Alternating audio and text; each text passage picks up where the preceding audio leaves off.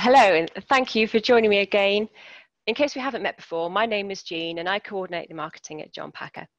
And I'm delighted that you can join me at my home in Taunton. You can actually catch up with all our previous sessions on our YouTube page, as well as our Facebook page. So far, I've had the privilege to speak with Yamaha artists and BBC Young Musician finalists Matilda Lloyd and Rob Burton, the legend Dennis Wick, and 2 weeks ago, professional buffet clarinet artist and college music professor Andrew Mariner. It's been such a pleasure getting to speak to all these musicians during lockdown. They've all been so different, but each with a huge passion for music, all incredibly likable, inspiring, but with a refreshingly relaxed attitude to making music. I've been thinking about that because it strikes me that sometimes amateur musicians put themselves under too much pressure, frustrated if we're not as good as someone else, perhaps embarrassed of where we are musically, or afraid of sharing what we can do in case someone somewhere thinks something bad. I started thinking about this because of our guest tonight, Christopher Bill. Christopher posted his first YouTube video in March 2011, an arrangement of the Beatles' Penny Lane, and he now posts new arrangements every Saturday, supported by patrons and with a huge subscriber base of 264,000 people.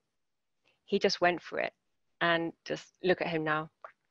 He's collaborating with the most phenomenal musicians. My personal favourites are Carol Jarvis and Aubrey Logan, but there are many more. And tonight he's collaborating with us, which is fantastic. So without further ado, please let me present Christopher Bill.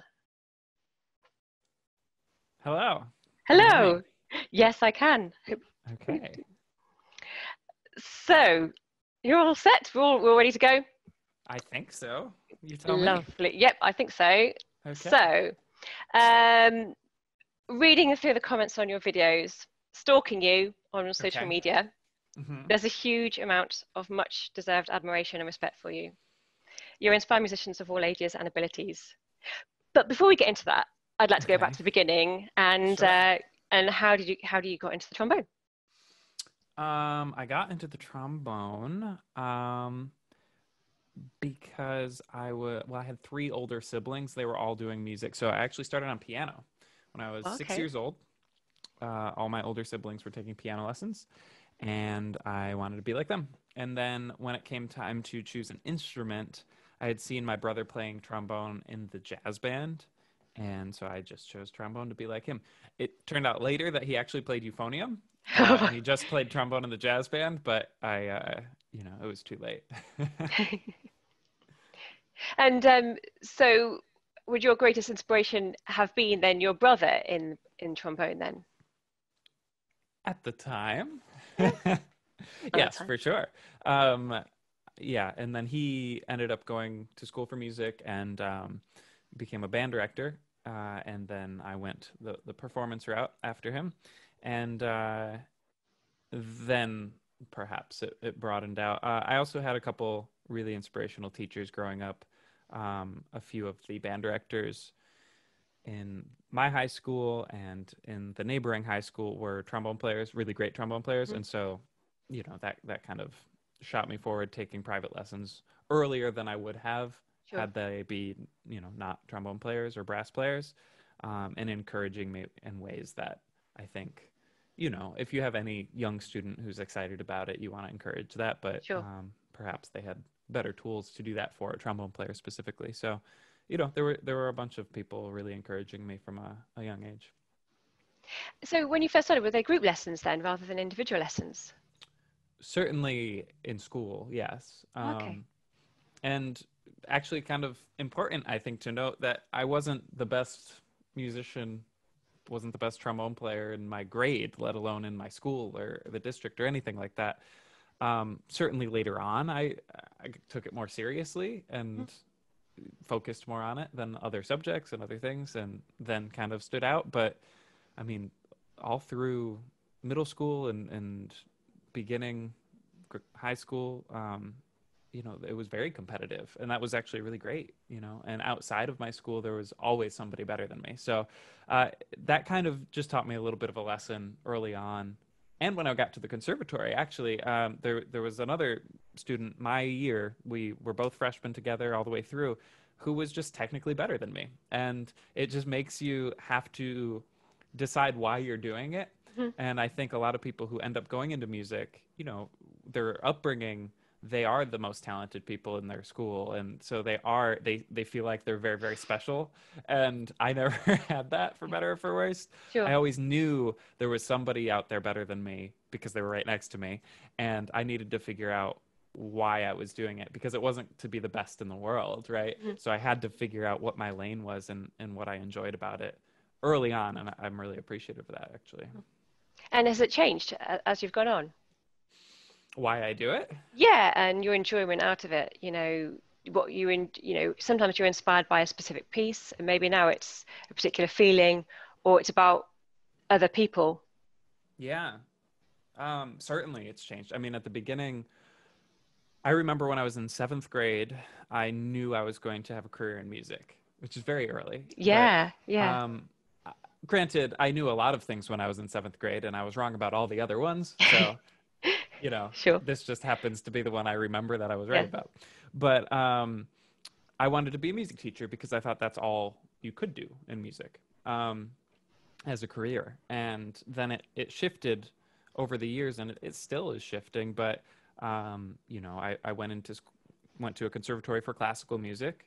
I liked jazz, but I wasn't as I didn't think I could get into a conservatory with jazz.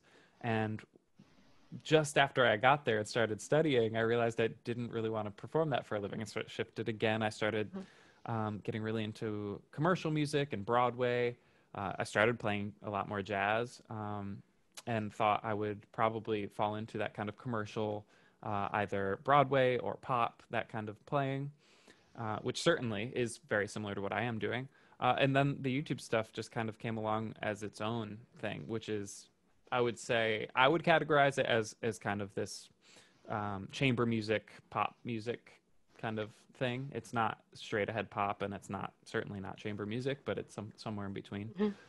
And there aren't many groups doing that, so and No. certainly not specifically for YouTube. So I found that, but you know, and now with my original music going more into like funk and that kind of soul R&B 60s and 70s stuff, you know, it definitely is continuing to change. But yeah, all the time Yeah. changing. Great stuff. So, Ben Losker wants to know what makes the trombone so great.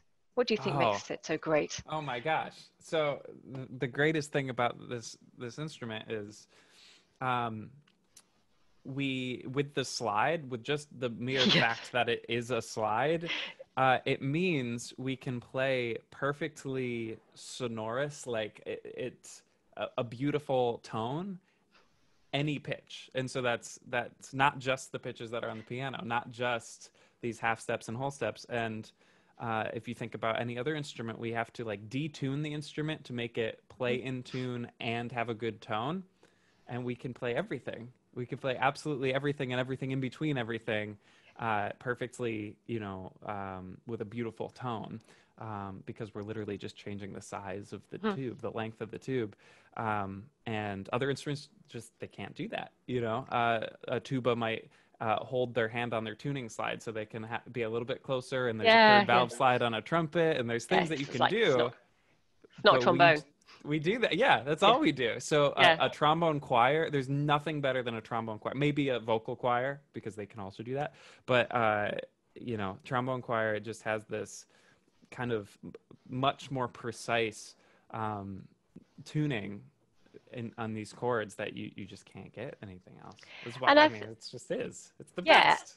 Well, I mean, whether you play, I mean, I don't play trombone, obviously, but It's okay.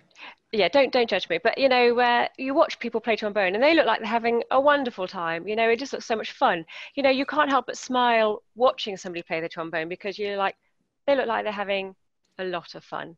Yeah. Um, you It's know, also very goofy. You know, you can't take yourself so yeah, seriously. And there's no such thing as the famous trombonist. So you kind of you're already there, like knowing that it's a pretty low bar and we're just having a good time. We're far enough away from the conductor where we can goof off. It's a good time. We yeah. have mostly rests, so let's just hang out. I think there's some phenomenal trombone players. So I don't think you'd be too hard. There's not many of them, but there are. Even the most amazing trombonist can walk down the street and Okay. be anonymous, right? And so it just forces us to be good people, I think. Humble. There I are don't certainly think, not humble, but yeah, most of them are. I don't think you can be anonymous with your hair, Christopher, and your style and your branding, it's very, it's a strong, it's a USP, isn't it? Do you think? I would say I would say there are places I personally would walk and people would recognize at like a big festival or the International Trombone Festival or Yeah, Midwest Clinic, things like that, where certainly I get a little taste of what it's like to be a celebrity or something, but I can still go, walk outside of the convention hall and I'm nobody. And that's a good feeling to know to have both, It's yeah. it's humbling. Well, I'd recognise you. So Well, that's, good. yeah, there we go. You've made it. I think Good, good, I mean it feels like I have. good. I don't know. Yeah. Right, so I've got a question from a parent, trombone parent, Andrew. Okay. His son is learning trombone and absolutely loves your YouTube channel, but he wants to know how he can encourage him to practice more often. Yeah, I didn't like practicing growing up. I did it um, when I had a teacher that inspired me to enough, um, but it certainly wasn't productive practicing. And even my first and probably second year at the conservatory, I was just locking myself in a practice room for however many hours we were supposed to, 4 or 5, 6 hours a day, and I wouldn't get much done. And so really it's finding not forcing yourself to practice, forcing your child to practice. It's forcing them to find a reason to practice, forcing them to want to practice, right? And so for me, that was playing music I liked. And now, of course, that's all I do is play music I like, trombone arrangements of songs I already enjoy. And it makes it never work. Hmm. And now I'm starting to appreciate classical rep and standard rep a lot more. It's just really fun to play that stuff now Yeah. because that is what I went to school for, and so now I can appreciate that in a much deeper way that maybe my colleagues and friends in growing up appreciated that earlier than me, but it felt like we were all being forced to play this stuff that we didn't really love. And in band class growing up, we're not listening to marches. We're not listening to this Mm. music on our own. Maybe a little bit, but uh, there's it's less about forcing them to play scales and all of these fundamentals. It's more about finding something that they want to play, and then all of a sudden you start talking about that stuff because it's like, well, you can't play that yet because you have to learn how to do this, Mm. and in order to do that you have to play this scale. Oh, okay, well, I'll learn to play this scale so I can play that music that I really want to play. It just kind of it changes it from being trust me, you have to learn your scales, and instead this is why. And um and so my advice to everybody is play along with the music that you're already listening to. So So literally play along with it, and yeah, yeah, I mean, absolutely. good. You're going to be focusing on, whether you know it or not, learning intonation because you're playing along with it. You're going to be working on range because there will be notes that you want to play that you can't, Yeah. and endurance because you want to play for a long time because it's really fun, and rhythm more than anything else Mm. because you'll be Yeah. playing along, especially music that's like out now. You're literally playing along with the metronome. Like everything that's on the radio today is recorded strictly to a Mm. click track. So you'll basically be playing along with a really fun metronome and tuner, and you'll want to do it. And so you learn all of these things and great ear training without even trying. So Mm. it's always my advice. And if you really love classical music or standard rep or something, then find something like, just listen to a bunch of music and play one that you like, rather than waiting for a teacher or a parent or somebody to tell you what to do. So Mm. you know the hardest part is finding what you like. It's more about what you want to do versus all of the teachers and things. And Yeah. once you get there, then the rest is very easy because you'll want to be practicing. You'll want Mm. to be playing. It's less practicing and more just playing. Play. Yeah. Yeah. I think that's a brilliant answer. I'm hoping that Andrew feels that's that you could perhaps, if his son's not watching, then it will rewatch later and share that, because I'm sure that will really, really help. I'm going to definitely think about that a bit more. So, right, we are getting into YouTube territory now. So I thought, before we talk YouTube and everything that goes along with that, then perhaps you might like to play something. I would love to. Fantastic. Just you talk for a minute. I'll get ready. Okay. Fill time. Okay, full time. Talk about your dog. Oh, well, I'm hoping Benny will stay at my feet. He has never barked in a session yet, but there's always a first. Oh gosh, put me on the spot now. I'm almost ready. I'm going to mention the fact that John Packer is open for business. We still have our food delivery. If you want to buy anything that is new in the mainland UK, you can get free delivery. So valve oils, mouthpieces and things like that, still free delivery. Might be ending soon, we just never know. So just, go ahead and do that. Right, anyway, have I filled sufficient time? Excellent. So I might just, thank you. I might just remove myself so I'm not distracting. Okay? See you in a second.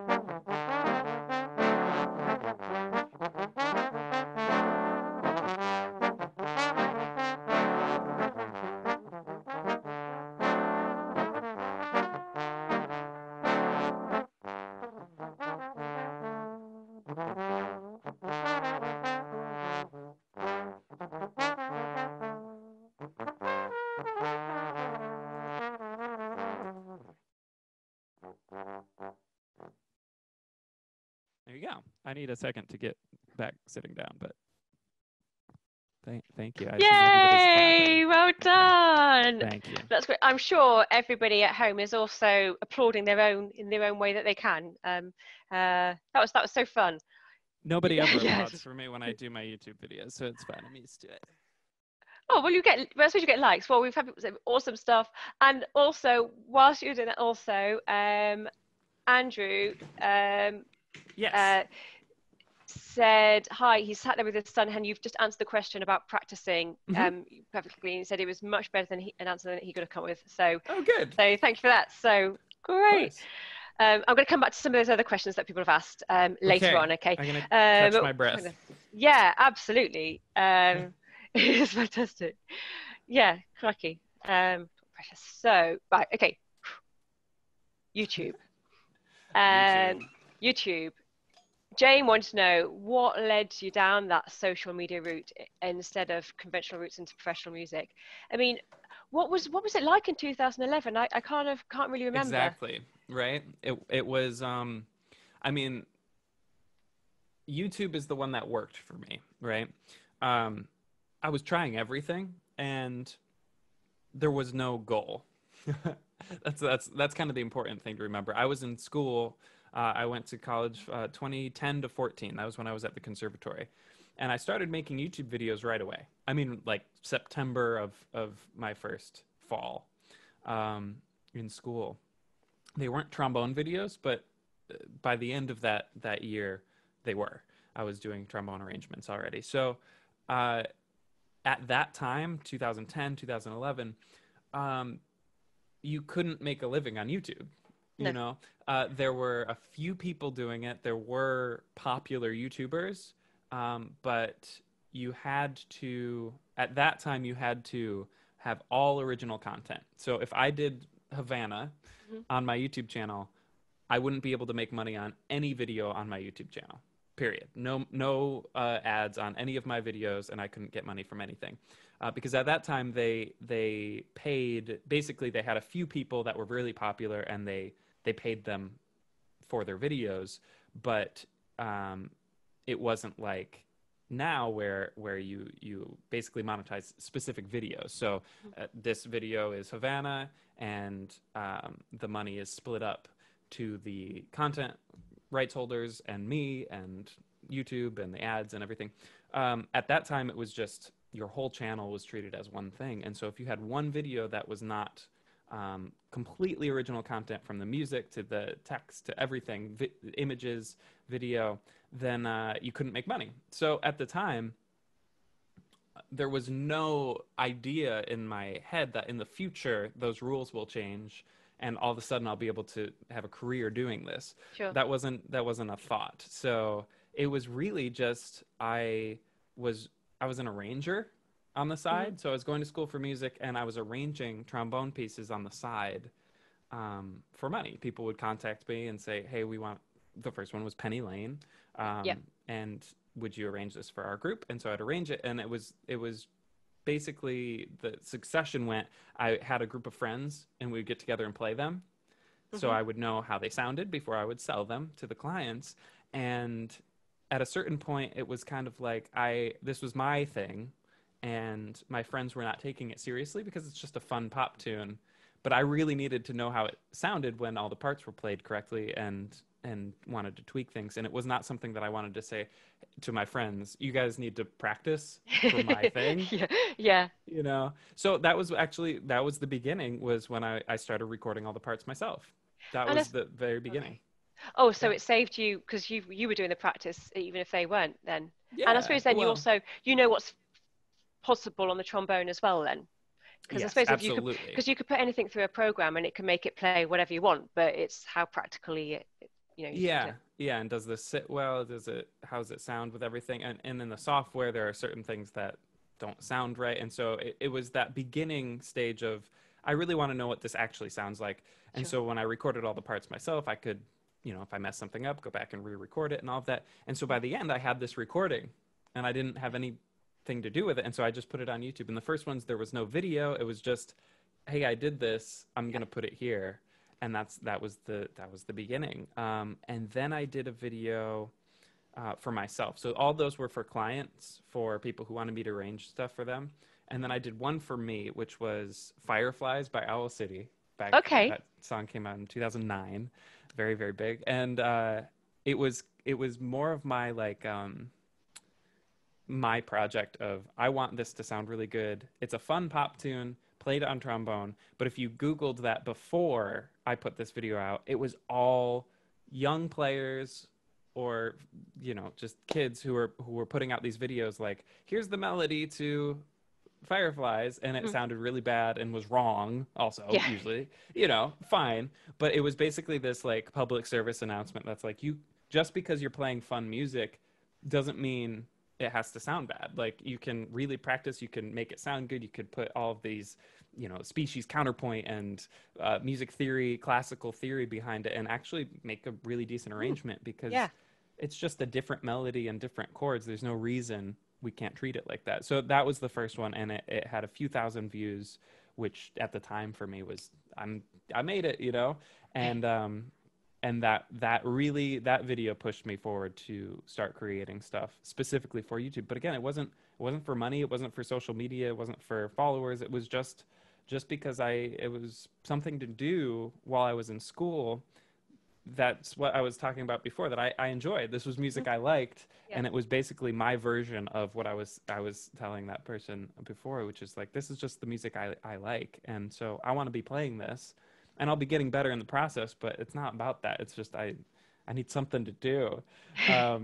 So yeah, and that the rules ended up changing, and I started making a career doing it, and I had a few viral videos, and that certainly expedited all of that. But Sure.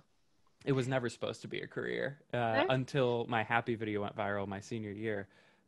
I didn't even think it would be. So, yeah. Yeah, I was just going to say, you know, when was it? And you know, obviously that Pharrell Williams song has been, you know, everyone loves that song so much. So really poignant moment.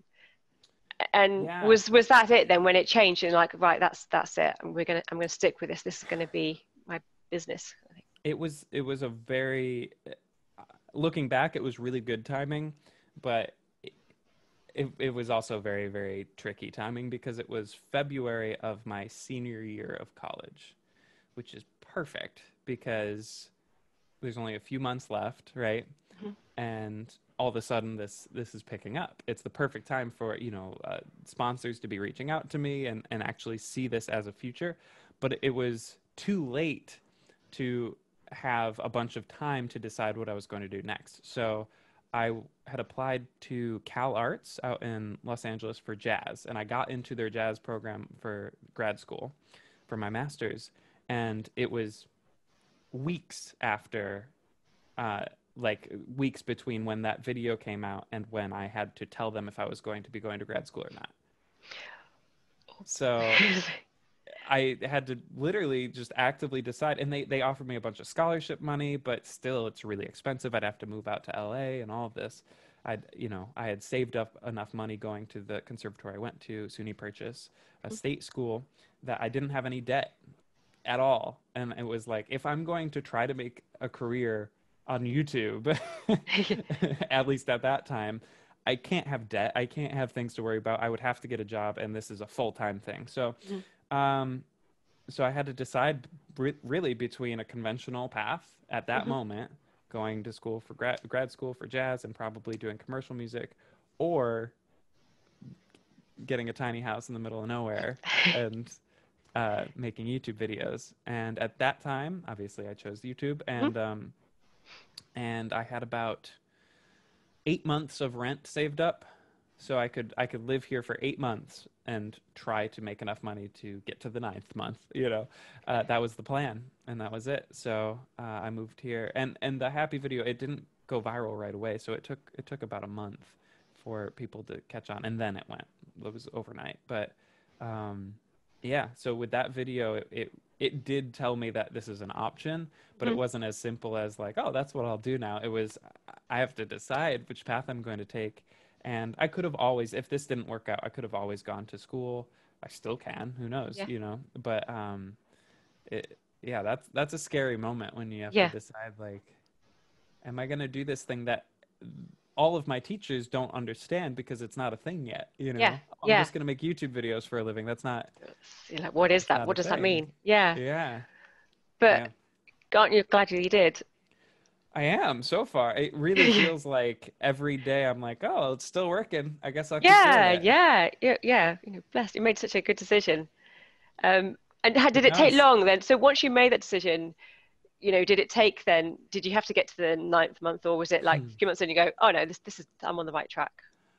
So at that time, I don't know if I'm allowed to mention their name, but a different company, music instrument manufacturer, sponsored me to make YouTube videos, and they paid me basically not a ton for the videos, but they had me travel around and do performances. That's how I got into the educational market, Midwest Clinic and um, Texas Bandmasters Association festivals and NAMM, even things like that, where I didn't know that existed. I didn't Sure. know that you could literally make a living going around and doing educational clinics, and that's it. And so that first year, I had never really performed live. Funny enough, not doing this. Okay. Yeah. And so it was kind of this juggling thing of I have to keep the YouTube persona up. I have to keep making great content for YouTube, but also I'm on the road a lot. And Hmm. that first year wasn't very much, but after the second year and third year, it was mostly on the road and just trying to keep the YouTube thing up. I also worked on a farm, which is next door. Like this property is on a farm. So the first summer before music picked up, I was a farmer. Oh, I'm a Which farmer's daughter, so I've got a soft spot for those in farming professions. What kind of farm is it? it's an organic vegetable farm. Oh, do they sell Yeah, eggplants there? they do sell Succulents eggplants there, yeah. We would because we're in New York. But if we were there, I'd still don't, what's the word? Aubergine? aubergine. Aubergine. Yeah, aubergine. Yeah. Um, so Anyway, right. So we were teetering on a question there, which somebody okay. had asked, which is about I think sort of that work-life balance, especially if you're on the Mm. road, Hmm. your own practicing and you're arranging and things. So what is an average week? I mean, uh, obviously it's funny times now anyway because of the whole virus situation. But I mean, do you Right. have an average week? Are you always doing your own things, or are you taking requests? And a side little bracket there, Lester suggested that would you ever perform the Bluebells of Scotland in a video? Mm. Um, I I'll start there because it's the last thing you said and it's the only thing I Sorry. can focus on. Um, I played at the Western International Band Clinic, which is a very cool festival out in Seattle, I think. And one of the pieces I performed there was Bluebells, and I don't think I've performed it on YouTube specifically, but I did um, while I was getting ready for that performance because I really don't perform that kind of music anymore, really. So it was really fun to work that up because, again, that's what I went to school for. And it all came flooding back Yeah. of how do I actually practice something that's technically difficult. But I did a series where I was practicing that stuff and showing how I practice that stuff. And one of them was Bluebells. So you can hear me play some of it, and certainly at tempo and everything, but not with the whole band or anything. Okay. So I definitely did that, and it would be fun to put that together, I'm sure.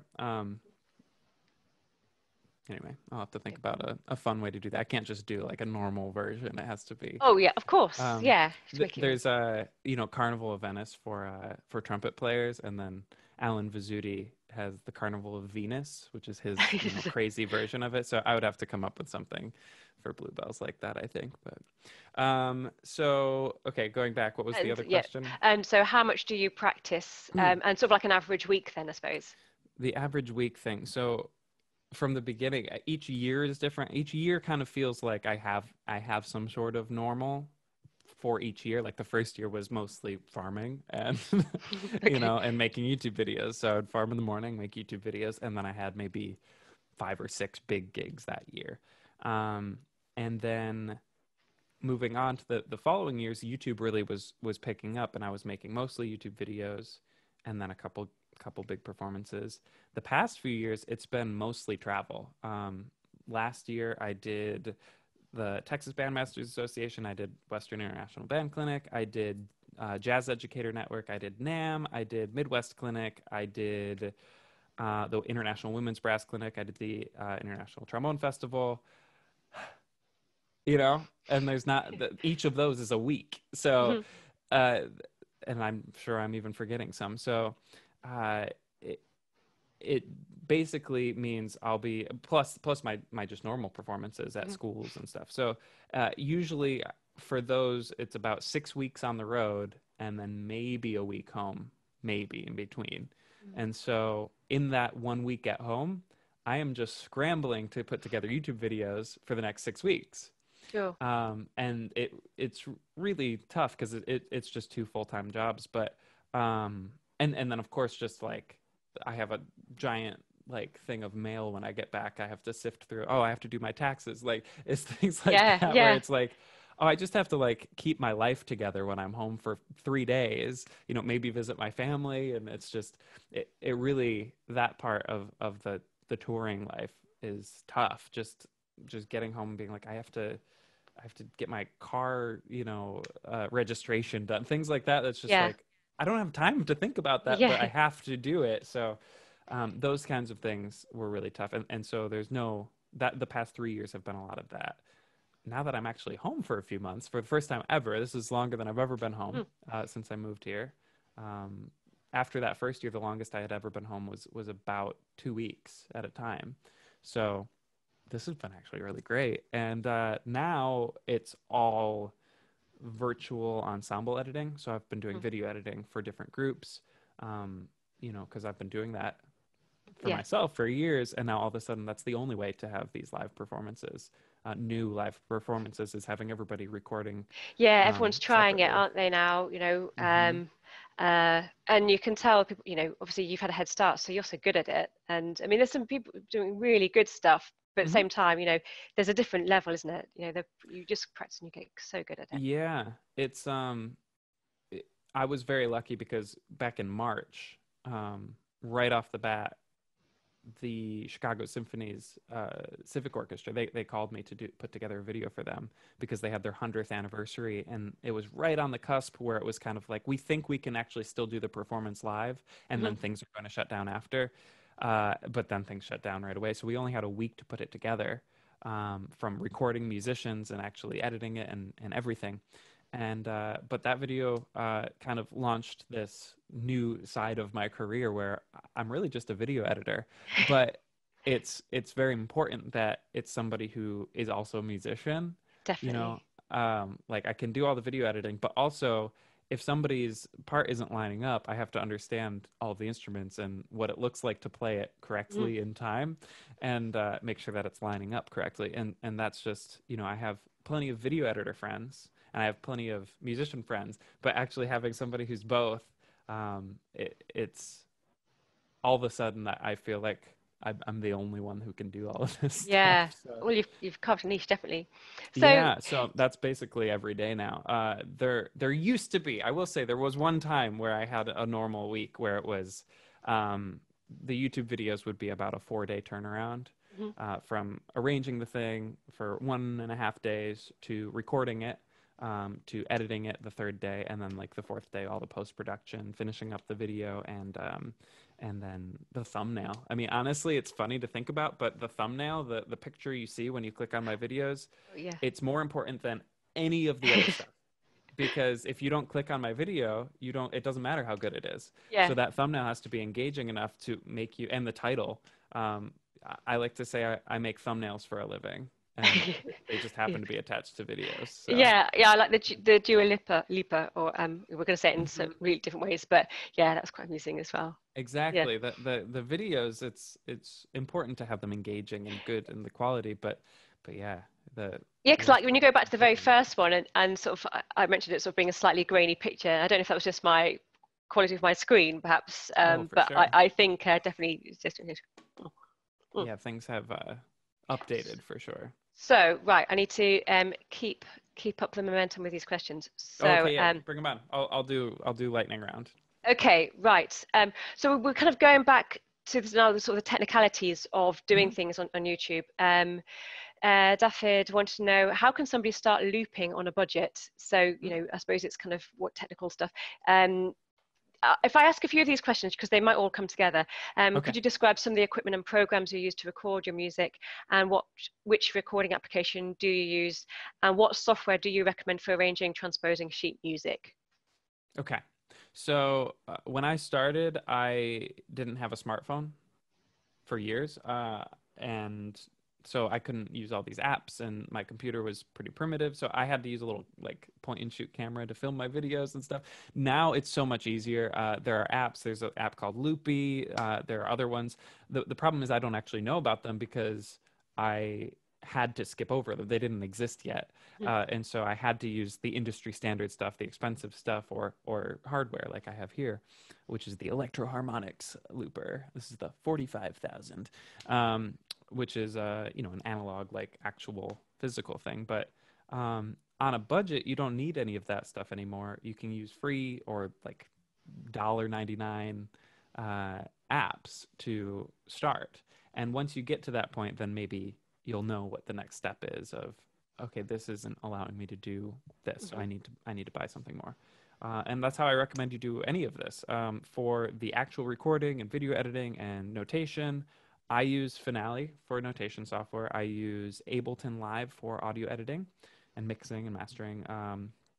I use the Adobe suite for everything else. So Adobe Premiere for video editing, Photoshop for thumbnails, After Effects for 3D camera movements and things like that. So that's just what I ended up with, but there are budget-friendly options for a lot of this stuff. There's Audacity free audio editing software, which I used for years before I got, you know, the industry standard stuff, which you could do Logic or Pro Tools or Ableton, Reason. There's a bunch of them. But you don't need to spend money at the beginning. You should just get to the point where you're recording something, and then once you find that wall of like, I really need it to do this, and it's not allowing me to, that's when you spend the money. For video editing, you could do iMovie, Windows Movie Maker. I used for years. Yeah, I've used that.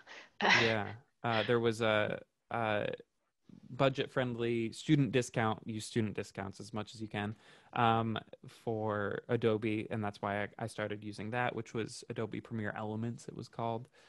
But now student discount, you could get the full version. There's also one called DaVinci Resolve, which has a really great free version for video editing. It's not user friendly. I mean, they edit some of like the Marvel Avenger movies and stuff on this, so it's industry standard, but that means that you can do everything on it, and it's not going to be user friendly at first. There's no like tutorial. I mean, you could find YouTube videos, and that's about it. Not like iMovie or something. And then the other video editing one for Apple is what is it called? I don't know. I don't have a Mac. Final Cut. There you go. Okay. And that's also the industry standard there. So yeah, lots of different things that you can use. For live performing, there's a looper called the Ditto, which is a very inexpensive version, which is basically you play something and it loops it, and then you can layer on top. This is a 4-track looper and gives you more options of how you go about it. But if you're just trying to do live performances, then I would say that. If you're not trying to play live, I would recommend not using any hardware, because just to start, you need a microphone, you need cables, you need a mic stand, you need the looper, you need an amplifier, like to actually hear yourself. You could loop it all, but you still need to plug it into something to hear it. So now you need an amp that can, it's just so much money to spend right off the bat when you could just download an app and do it. And maybe you buy a microphone for your phone or something, and now you're pretty close just to start. So yeah. Never spend money you don't have to. The only reason I bought this stuff was because I got a gig and had to play live. Yeah. Right. Okay. Yeah, I think that's great. Find your limitations and work from that free base. Definitely. That's great. So, right, we are going to move into some technical questions. If there's anything else that anybody else wants to ask about Christopher and his technical setup, just do keep on asking those questions, and I will come back to them. But I'm aware that some people are watching who aren't trombonists. So whilst we kind of move into discussing some sort of specific trombone technique questions, if we're going to attempt Never before, in one of these webinar sessions, a live improvisation. Now, Christopher, I think it might be best that you ask what you want people to suggest, and then maybe people could suggest these things whilst we then talk about lip trills and things. Okay. Give me ideas for style and key and content. What kind of, yeah, just those kinds of things. And I go, anything that you can say will influence my ideas. Up tempo, funk, whatever it is, and Oh, we've already got hoedown. hoedown. Oh, Okay. it's because of the farm talk, I think. Yeah. I think this is going to be a lot of fun. Right, okay. Well, look, keep those suggestions coming in, and Yeah, you I'll can look suggest through. them on Facebook as well. But Okay, in the I'll meantime, take a right. look. So Richard has asked for tips developing high range and trombone lip trills, please. Yeah. So for I can plug my lesson courses on teachable.com. You can find them on my Oh, website, definitely do it. classteachable.com. But I have 3 courses on range building, and the approach that I use there, and I also have, I think, 2 videos actually on range that you could just watch on YouTube. They're older, but um, I think the exercises I talk about in there still apply. Um, One of them, I'm a junior in college, so you get to see me with like weird hair and stuff.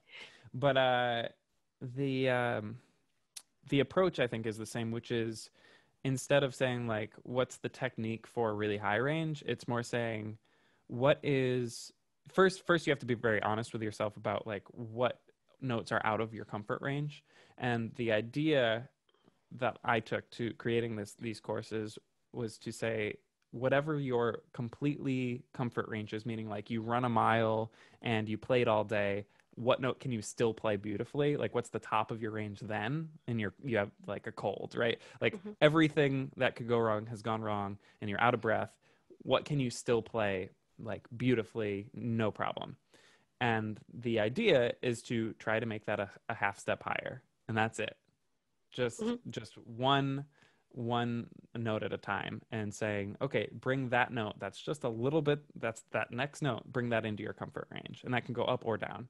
And as you do that, now you've run a mile and you have a cold and all of this stuff, and now that's gone up and up and up, and of course you're going to be playing higher than that. But the more you can expand that comfort range, the more you lose this kind of idea that they're high notes and that you can't play them, because that's really the issue, is when you see these notes in context, you start to freak out, and once you've done the work to include them into your comfort range, they're just more notes, and it's not as scary. And that also sets you up for success, because when you tense up, obviously bad things happen. And so it's a little bit mental, saying like, how do we get around the mental aspect of thinking these notes as a different technique and a different side of your range and everything, and then a little bit physical of actually just getting used to playing them. And so I have exercises in my courses which are just basically the same, I don't know, 12 different exercises that are transposed to every key, so you can literally work on any individual pitch as the focus of what you're trying to play, and each exercise won't go above that pitch. So if you're working on F sharp, there's 12 or whatever, 15 exercises where the highest note is that F sharp, and you can work on your range that way. So that's the range spiel. And obviously you get to a certain point where you do have to change things. You do have to add pressure. You do have to, a much higher range. You do have to do that, but I would say staying away from that as long as possible is a good idea. And for lip trills, I was always playing lip trills, so I'm less equipped to talk about how to practice them. But the way I've always done it is with a metronome, and doing them basically in different, basically just a fast lip slur. So Okay. if it's with a metronome going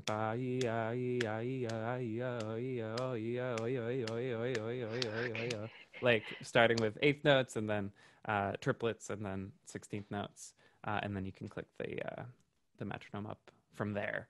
Sure. Yeah, but if you can do a lip slur, you can do a lip trill because it's Okay, just that but faster. cool. Yeah. I was just thinking if you wanted to send me any of those links to sort of Mm, those videos or books or Twitch things, sure. and then if you do that, then if anybody contacts me, then I can send all that information sort of to them directly. So if you Beautiful. feedback at the end, we will send you all that information. That sounds good, doesn't Yeah, it? that's Yep. perfect. Okay. Uh, so how do you find change between the various trombones you play, and how do you improve and maintain this in your practice? How many trombones have you actually got? I have many, but I have four that I use a lot. So I have the BAC Christopher Bill model that I've been playing on, which is a very, very small bore, pretty much as small as money can buy. Um, Although I suppose the alto is smaller. That's the John Packer JP Rath alto. Um, this is a Con 62 HI bass trombone, and then back there is a BAC San Francisco, which replaced my Bach 42. I would say they're very, very similar. Um, and actually, the JP Rath it looks almost exactly like that. They play very similarly, so I really like those horns. But those four are my main trombones. I have others floating about. I have like a P-bone and I have a valve trombone somewhere, and I think Do you find it difficult moving between the different trombones? Or is it? I actually don't. I mean, I would say there are kind of two schools of thought on that. You either want your setup to be drastically different. So when you put like a bass trombone mouthpiece on your lips, you know that like you've trained yourself to know that Yeah. this is the bass trombone setup. Or have something very similar. So the rim for all the mouthpieces being the same. I know Jim Nova has that setup across. Even his soprano trombone, he has the same rim. It looks ridiculous because it's a giant mouthpiece on this tiny trombone. But that's the other way where you just know how to play this setup, and it doesn't matter what the horn is. Mm-hmm. So I have done the former where I have very different mouthpieces for each, and I mean, I think it's more of a mental game a lot of the time. Sure. People have been told that it's hard, and so they think it is. I, I don't know. Maybe I don't know. I don't play alto enough. I don't think, or bass. I mean, I really only play those for the videos. The two tenors. I'm also never playing the same rep on each of them. So Sure. it's they each kind of have their place for me. So if I'm playing an inner part or a classical piece, I want the large bore tenor. If I'm playing pop or funk or something, I want the small bore tenor. And no, it just takes me a couple notes to kind of get back into it. I think the more you play each of them, the easier it is. And so I Mm-hmm. play those two tenors all the time. And only a couple notes, and I kind of remember. I kind of think of it kind of like transposing. So if you see like tenor clef, it takes you a couple notes and then you're like, oh yeah, Yeah, okay, I yeah, got yeah, it. got You it. know, that's kind of what it feels like to Yeah, me to like pick up the bass trombone. I play a couple of notes, like, oh yeah, okay, I got it. cool. Yeah, So, right, well, shall we go into some improvisation now? Or yeah, we can try. right, let's see All right, now. Okay, so why don't um, you read some stuff for me? right, okay, we've got 80s disco and F sharp minor, Woo! hoedown, a cheerful D or A major. Okay. Okay, oh, now these are some other questions. Oh, Beatles-esque tune, F minor, sultry. Um, So. 15 notes per second. Um, Okay. oh, okay, and then I'll come back. Some of the other questions we will get to still. Sorry about that. I know they haven't covered them all yet. Um, yep. Uh, so Okay. do you want me I to talk? mean, I can fill a little bit more. somebody said like disco. That Disco, yeah, makes me 80s happy. disco. Okay. Hoedown, cheerful, or Beatles. So 80s. What about Beatles? Disco Beatles, in 80s style. Um,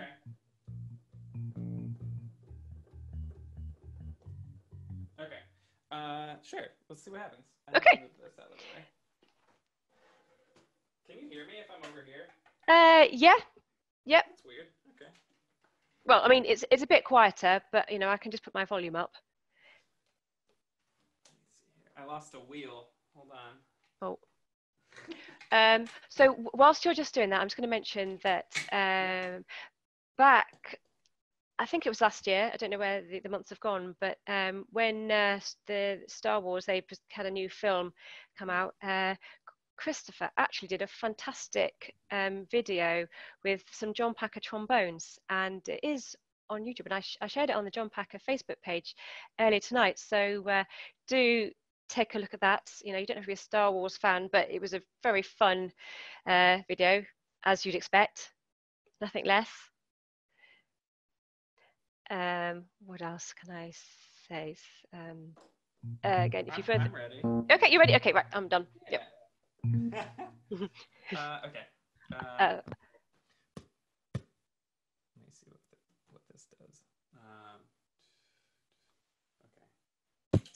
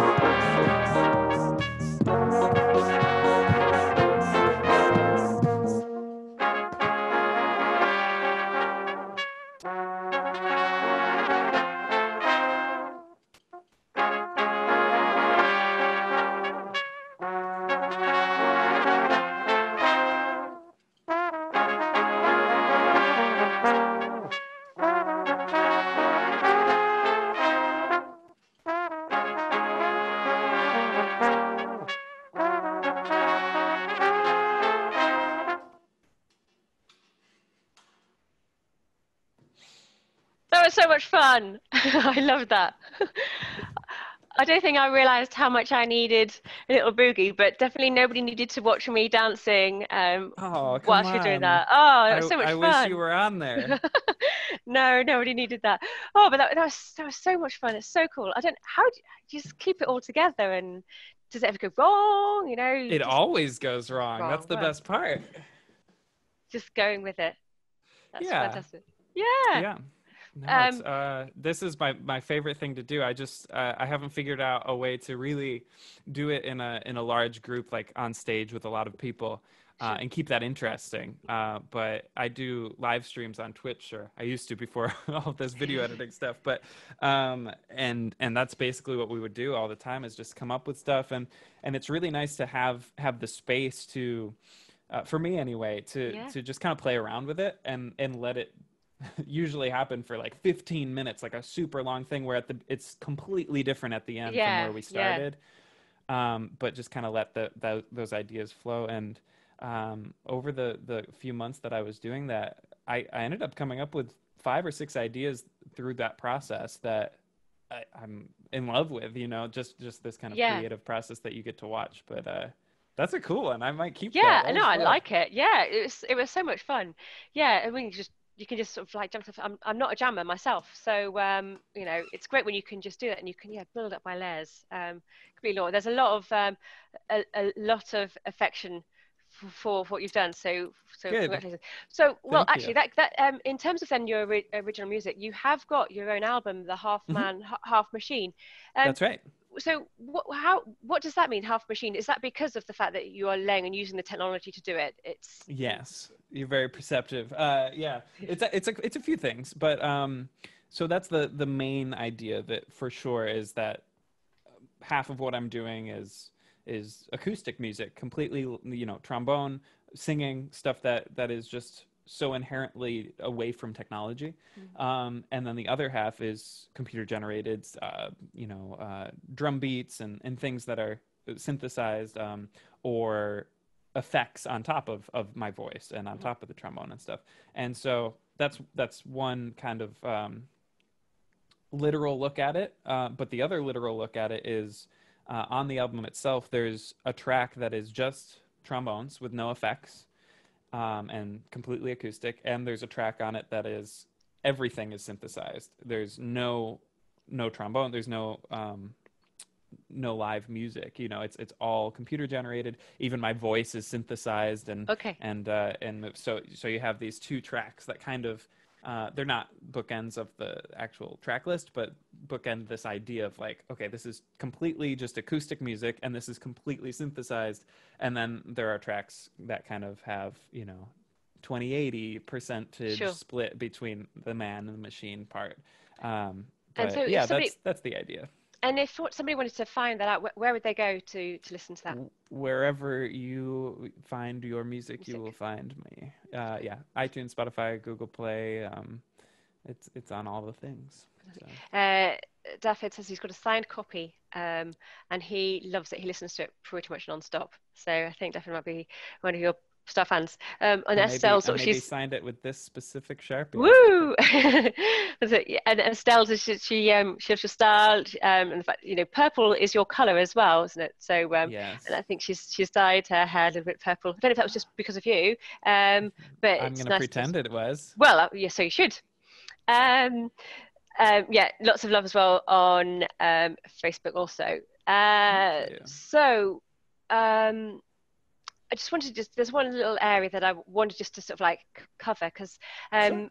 Kieran wanted to know that is if you've ever made a mistake on stage in front of lots of people, and what is it like, and has it ever happened to you? And I'm going to say that also because I noticed one other social media platform you posted about imposter syndrome, and I'm just wondering, is this something Mm-hmm. you ever feel like you've suffered with, or is it, just so, not really? I think so. Imposter syndrome, just for those who aren't aware of it, is this feeling that the vast majority of people have, which is, I don't deserve what I've worked for, and I have great friends who are very high up in the music industry and stuff, and every single one of them feels like they've kind of snuck one by everybody, and they don't deserve to be there, but everybody else does. And I think I don't know that I have imposter syndrome, more just kind of a realistic look at where I am. And so in the YouTube world, if you take away music, my YouTube channel is quaint. You know, in the YouTube world, there's people with millions and millions of subscribers. Some of my friends have these kind of massive followings, where I really look like I'm just getting started compared to them.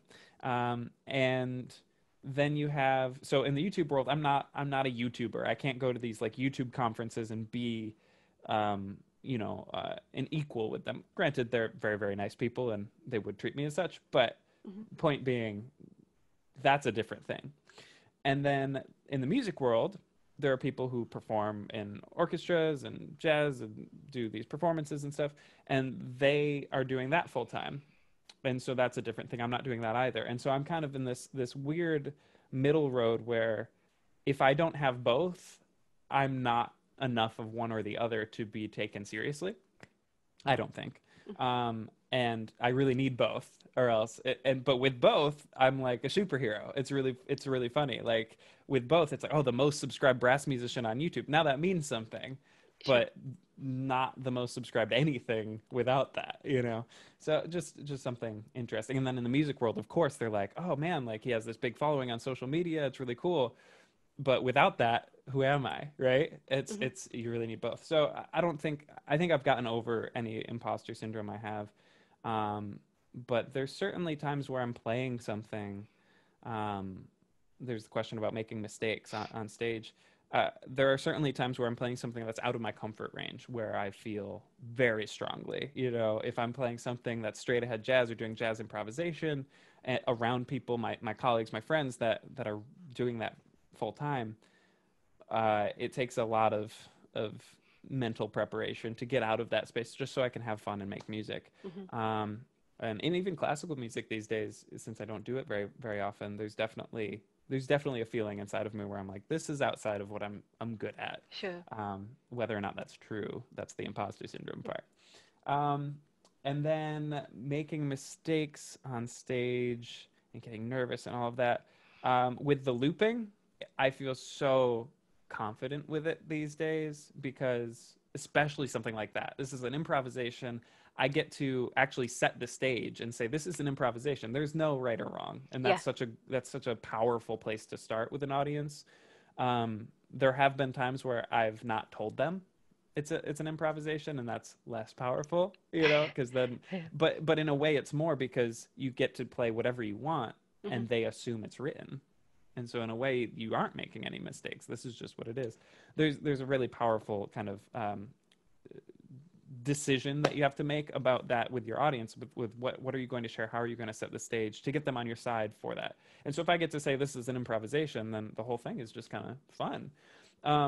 For pieces that are written, especially pieces that people know, and you're just making a mistake at that point.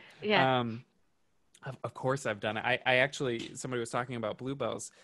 There was a really bad mistake. It's the worst one I've probably ever made on stage, which was just a logistical mistake. It wasn't even like, certainly I missed notes, but that doesn't really bother me as much anymore, because I've sat in enough audiences to know that the audience members are not like, they're going like, oh, missed a note. Like, no, it doesn't I'm going to go and say, well, I want my money back.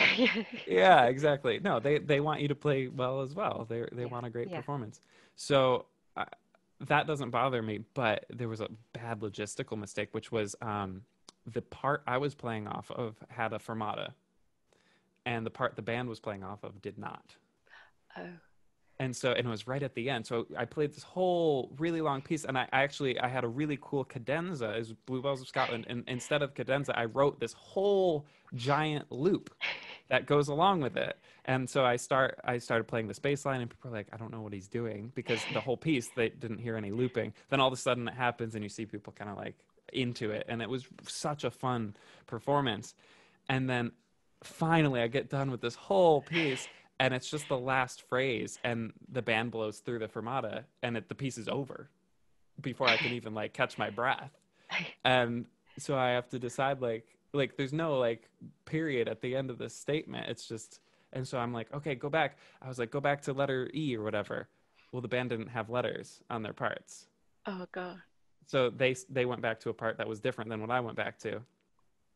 So we did it again, and it's like, it was tough. Yeah. And had it been my own concert, I was just the soloist in that case. It was fine. Everybody loved it. It was nobody. I don't think people really remember that moment, but besides me.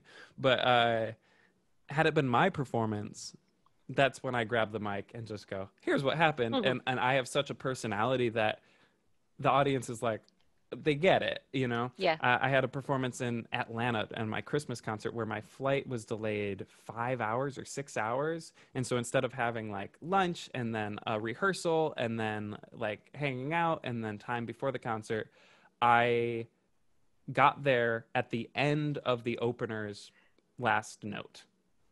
And so I drop all my stuff, I get changed, I walk on stage, and I meet the musicians that would be playing with me. I had met two of them before and played with two of them before. One of them I literally had never met. So on stage with this trombone quartet or trio, I shake the guy's hand with the microphone. I say, "Nice to meet you," and hand him the music he's about to play with me, right? And that's the kind of thing that like personally I love because it brings the audience in. And now this isn't just a trombone quartet Christmas concert. It's like an experience. Yeah. Like, can you believe this is happening? And it lowers the bar like way down. Instead of like, we're going to struggle through this and hopefully they don't notice. It's more like, well, let's bring them in. And so in between each piece, I kept the microphone on and I said, okay, here's what's going to happen. I have to tell them how these pieces go because they've never played them before. And so you will have the exact same amount of information that they have. And so if we end together, I want everybody on their feet because like, and people came up to me after the concert saying, you were kidding about that, right?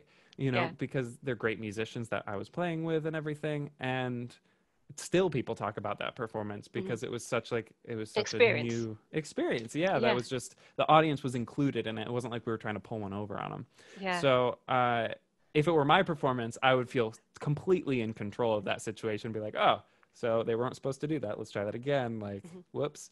And instead, since I was the soloist, it was kind of like scrambling to just make it happen. Yeah. So solo performance, especially with the looper, where you don't know how that's supposed to go. I can do whatever I want, even if it's a piece you've heard before. Even Havana, like if something happens, I can change it on the fly. I'm doing everything myself, so I'm in complete control of if it's a mistake or not. I feel very, very confident and in control of that. When I'm playing with other musicians, obviously that's a little harder. That's great. Oh, it's wonderful.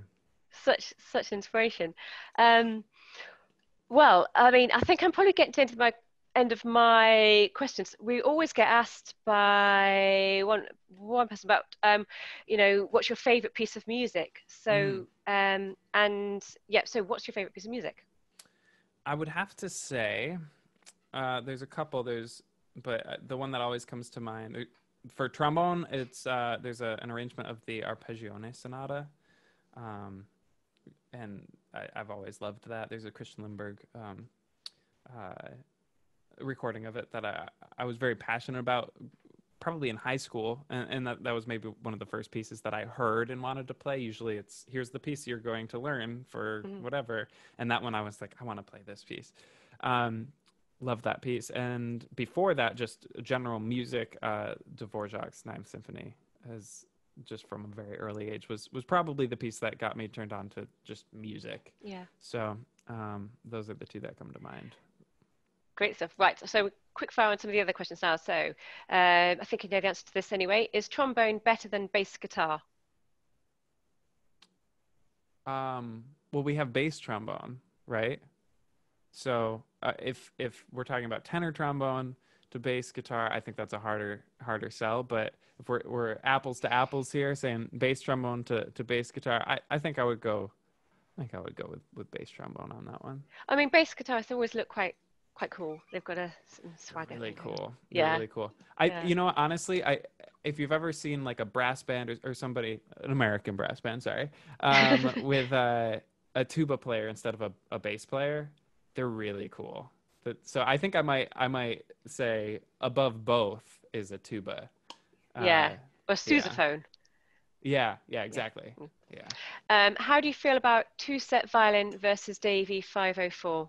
I'm sorry, I Oh don't yeah. really think I know who they are. That's okay. It's so they're both music YouTubers, Okay. and they're doing a bit of a musician war, YouTuber war. People have asked me to throw my hat in the ring, but this is what I'm talking about. Is it Like kind of fun? Is it jovial? very, Yeah, very. okay. But they also, in order to make it jovial, they have to take it very, very seriously. A bit like So it, wrestling. um, yeah, I think actually a bit Okay. like wrestling, where it's like this is war, but you Well, know that they're yeah. just having fun with it. But yeah, people want me to throw my hat in the ring on that one. Okay. I don't know about that. Well, do you have any ideas of any sort of people you'd like to collaborate with in future? Yeah. I have so many. We've been working for years on trying to get this idea off the ground of a YouTube brass quintet, which is um, a quintet composed completely of musicians who already have a following on YouTube. So, you know, the different musicians having their own followings and then coming together for a kind of crossover event. Um, so that's one. I have a giant list. I have a giant Okay. list of people, but I always love the International Trombone Festival Yeah. collaborations. Um, Yeah, that should honestly, have because been taking place, shouldn't it? yeah, But it would have been right about now. Yeah, um, last week I think. yeah. So yeah, and those are fun because I feel like I know every trombone player, and there's always new ones that amaze. Yeah. You know, it's incredible how many great musicians there are out there. Well, touch wood, it'll happen again next year. Hmm. Absolutely. Is We're is it waiting to figure Nashville? out. We're waiting to figure out the details. It might be Nashville. We don't know yet, Okay. but we'll be on Okay. that soon. Yeah. So how long in total would it take you to make a typical 5-minute YouTube video, all the editing and track laying down? I'm not sure, we might have covered that. I'm not sure. Typical is tough because it really depends on what it is. If it's a loop, that means it's more editing but less performance time. You know, if you look at an 8-part arrangement or just a normal 4-part arrangement, you know, if it's a 5-minute video, it at the very least took me 4 times that to actually just play all the parts, right?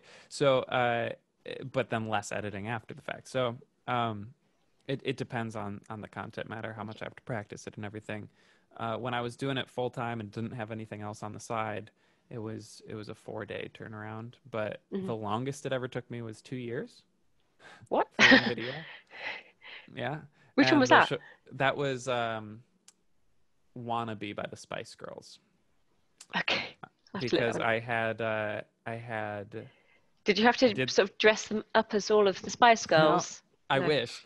No, I had a singer come in on it, and we recorded the backing tracks and trombone soloist, which was great.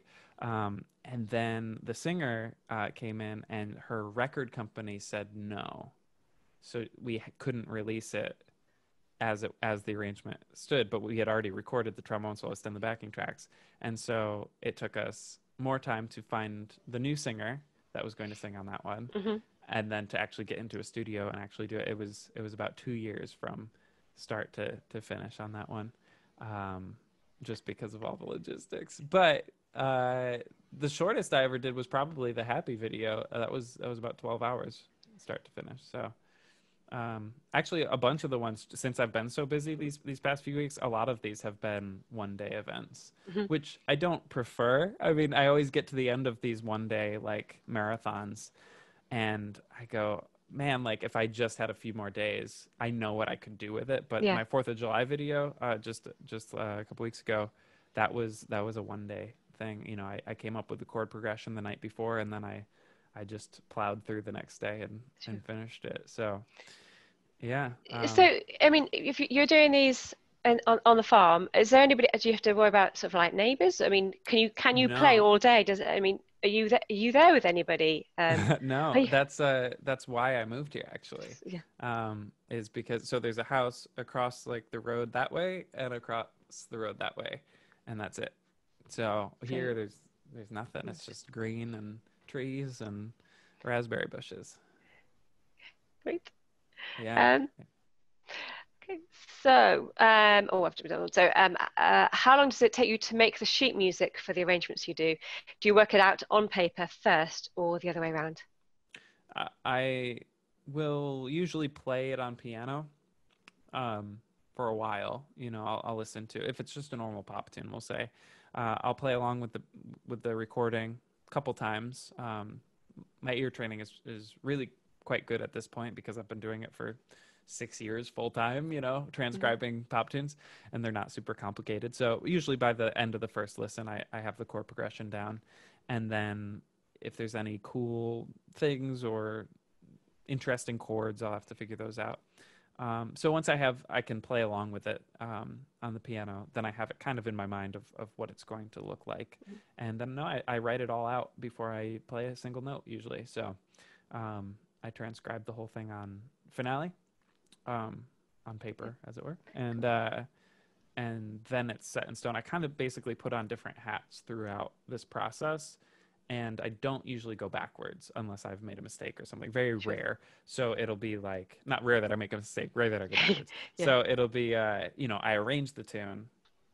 And then once I'm done arranging it, that's the arrangement. And then I move on to the next process where I'm just recording it, but I don't talk to the arranger. I don't make requests about the arranger. You know, it's done. Yeah. And so now he arranged it, and now I have to record it and make that sound as good as I can. And then once that's done, I'm now editing, and I'm not going back to ask my, you know, trombone player to record it again. I'm producing it, and I have to make it sound as good as I can using this. And so there are times that I'll step back and be like, okay, I really need to re-record this phrase or something. But for the most part, I'm just going through these steps as if they're different people and saying, okay, now that I have the recording, that's done, and now I'm just editing it, and I have to make it sound as good as I possibly can using what I've already recorded.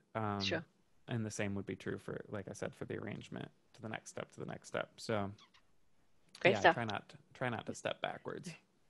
James, did you start on tenor or bass trombone? Which do you prefer and why?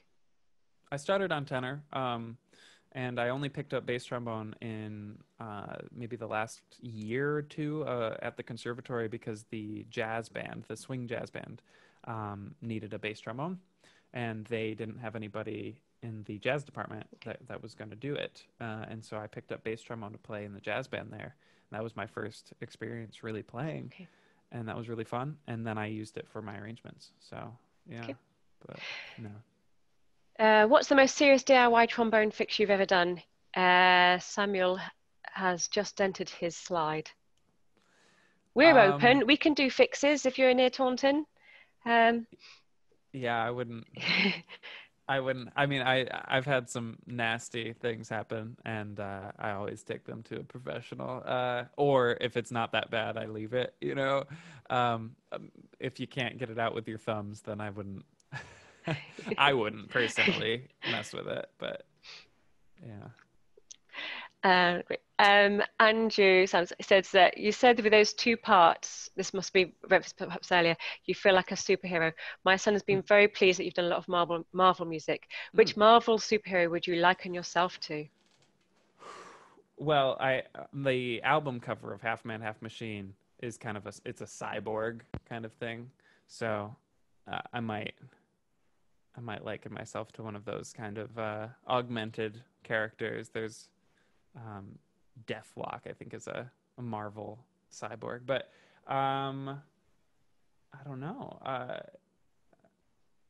I've never done this thought experiment actually. They're also the ones in the MCU are very, very different. Like there's like Thor, who's like, you know, Norse mythology, and Tony Stark, which is like just a smart guy. So they're not really. Was X-Men Marvel? Was that series Marvel? Yeah, that was Marvel, but not this Marvel. Because they had a character called Jean, didn't they? Yeah. Yeah. Absolutely. Suddenly I'm cool. I think they're coming. I think they're doing a reboot, so you'll be back. Oh, I'll be back. Oh, cool. When is Christopher coming to Edinburgh? Myself and Ali Gibson, who's watching, would love to take him for a pint. Let's get a pint. I'm hopefully, I mean, maybe in the spring if we're allowed, but I've never been to the UK. So really, I know I've been all over. I've been all over Europe. I went to Russia, the Philippines. I've performed all over the place, never even stepped foot in the UK. Well, you'd be very welcome. I think I'll have to. A genie comes along, not me, and grants you one wish. If you could play with any musician in the world, past or present, who would you play with and what would you play? That's a question from David. I might decide to play with Prince. Oh, that's cool. I think might be. And what do I play? I don't have a preference there. Any of his music would be great. I got to work with a few times with Michael B. Nelson, who's the trombone player who actually did work with Prince near the end there, and he did a lot of their arrangements and stuff. I'm very jealous about that. Yeah. Great. If you give me a day to think on it, I might have a better answer. But that off the top of my head, I think that's yeah. These questions like are just random. James Brown might be another one. Yeah, that'd be cool. You know, something like that for sure. Okay, I think we may be onto the last one now. So okay. if you knew that you would never be able to play an instrument ever again, but had one opportunity to play a song, which song would you choose and which instrument would you play it on and why? Does singing count? Yeah, I'm sure it does. Because if I had one thing to do and that I couldn't sing or play ever again, I think I would have to sing, actually. You know, I'd like to think that it would be trombone, but if I can't sing ever again, that's tough. So I would have to sing something, and I don't know what is important. Probably the longest song I could possibly think of would be Bohemian Rhapsody. That's cool.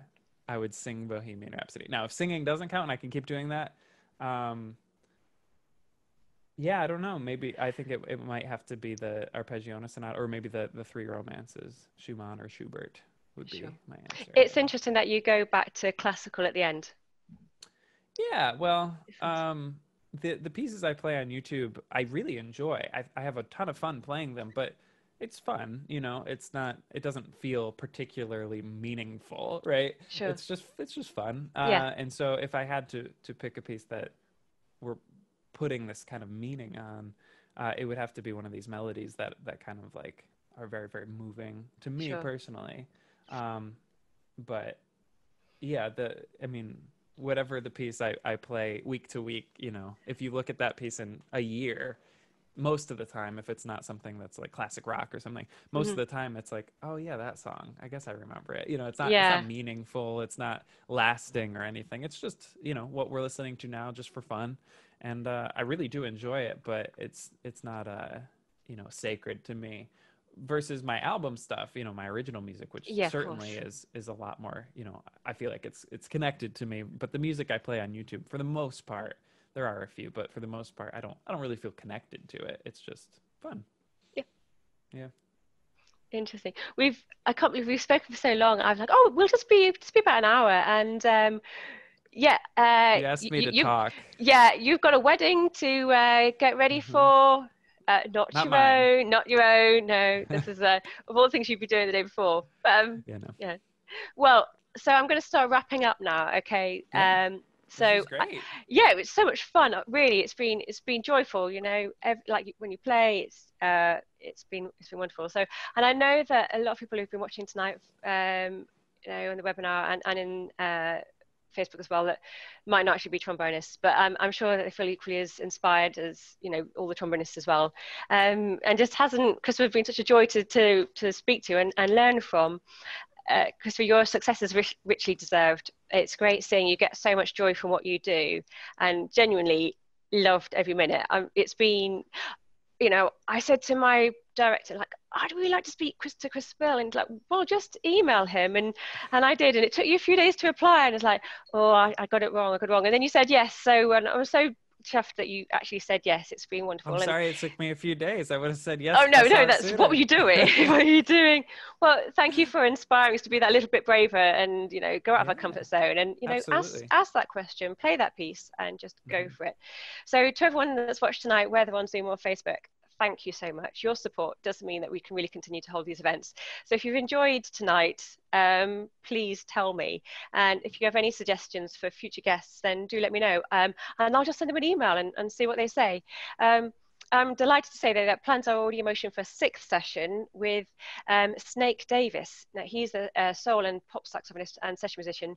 And that takes place 2 weeks today. And he's collaborated with some huge pop stars like George Michael, Tina Turner, Kylie, Beyonce, Ray Charles, Tom Jones, and many more. So I do hope you'll join me again in 2 weeks' time, and keep a lookout for booking details. And that is it. There's a few thanks there coming in from people saying thanks for your time ago, and everyone's really enjoyed it. Yep. So good night, everybody. Keep staying safe. Follow all these guidelines and keep making and enjoying music. And yeah, and hopefully I'll see you again in a few weeks. Okay. Yeah. Thanks, Chris. It's been Thank wonderful. You. Okay. Yeah. Take care. Beautiful.